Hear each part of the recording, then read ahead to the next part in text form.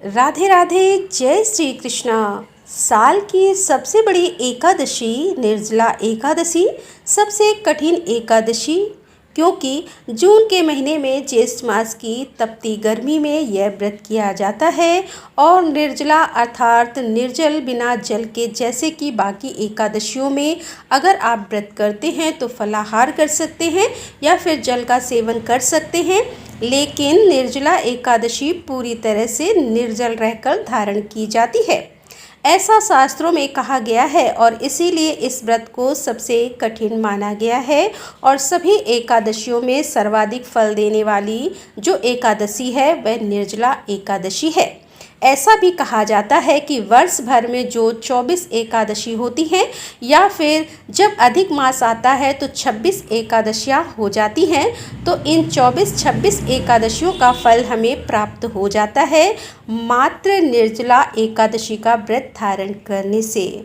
तो जो भक्त वर्ष भर की एकादशी नहीं कर पाते हैं किसी भी कारणवश, उन्हें भी निर्जला एकादशी का व्रत तो अवश्य ही करना चाहिए।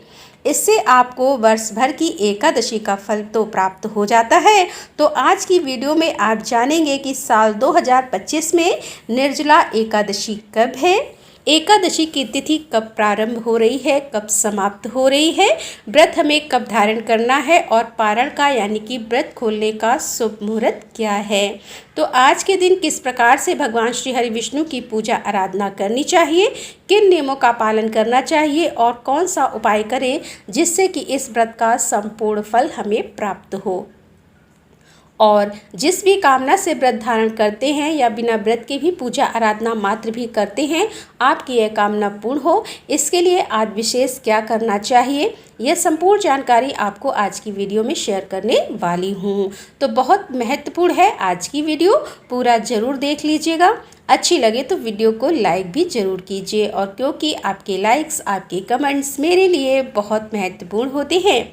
बस यही एकमात्र जरिया है जिनसे मुझे पता चलता है कि आपको यह वीडियो अच्छी लगती है और आपके लिए यह वीडियो उपयोगी है।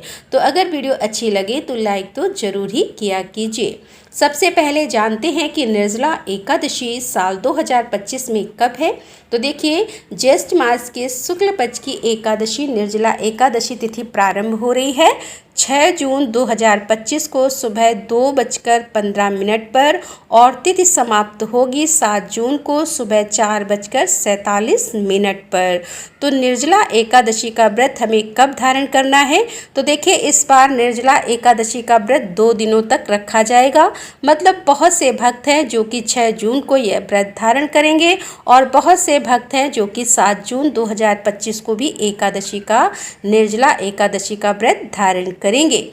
6 जून का जो व्रत है गृहस्थ आश्रम अर्थात स्मार्त करेंगे, और 7 जून 2025 को वैष्णव एकादशी है। तो ठीक है, तो दोनों एकादशी हैं। वैसे आप जिस भी समुदाय को मानते हो, जिस भी संप्रदाय से, मठ से आप जुड़े हुए हैं, वहाँ पर जिस भी दिन एकादशी हो रही है आप उसके अनुसार कर सकते हैं, या फिर आप जिस गुरु को मानते हैं, मतलब जिस भी गुरु से आप जुड़े हुए हैं, दीक्षा ली हुई है आपने, उनके अनुसार ये व्रत कर सकते हैं।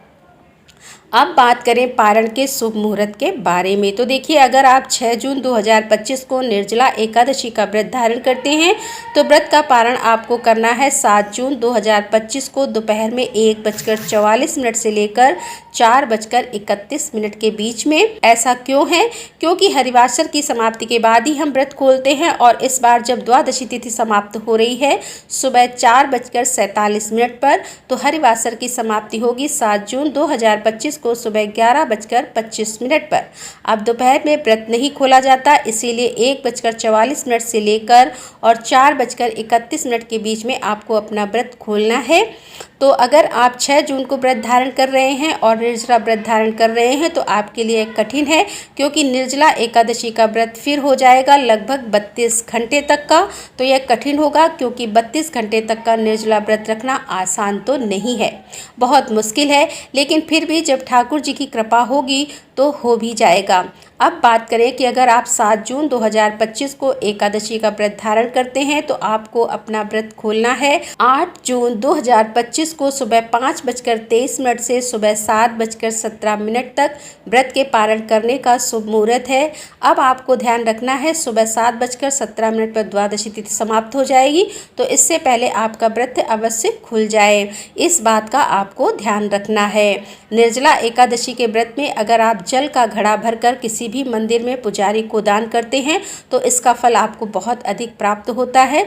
तो जल का वितरण करना निर्जला एकादशी व्रत के दिन बहुत ही श्रेष्ठ है, क्योंकि निर्जल रहकर जल का दान करना यह अपने आप में एक बहुत ही बड़ी श्रेष्ठ तपस्या है और इसका फल भी बहुत अधिक प्राप्त होता है। तो उम्मीद करती हूँ ये वीडियो आपके लिए उपयोगी होगी। आने वाली वीडियो में ऐसी बहुत सारी जानकारियाँ आपको प्राप्त हो जाएंगी।